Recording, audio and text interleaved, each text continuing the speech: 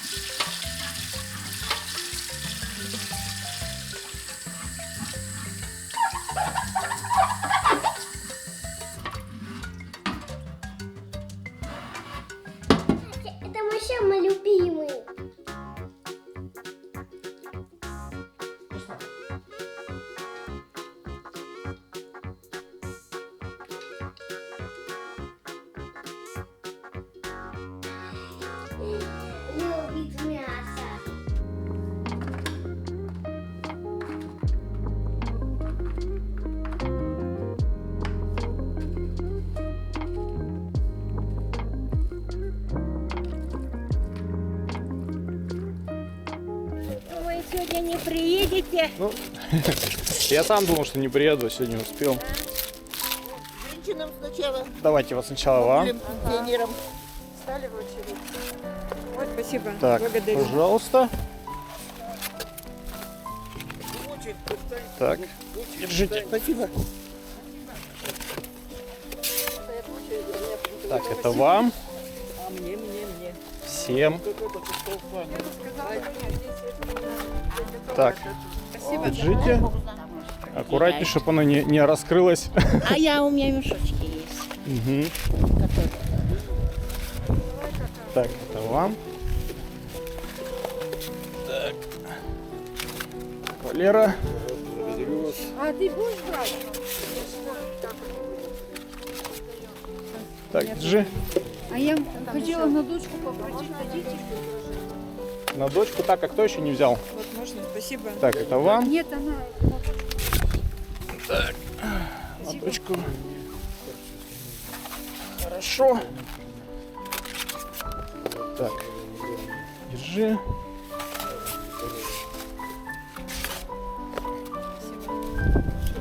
Так, еще две этих. Так. Давай. А я что хочу спросить, вы в следующий выходной приедете? Следующих выходных не приеду, а вот через неделю приеду. Через неделю, либо в субботу, либо в воскресенье я приеду. Если нет, то мы в городу обстригем. Так, все, до свидания. Огромное спасибо, дай Бог здоровья.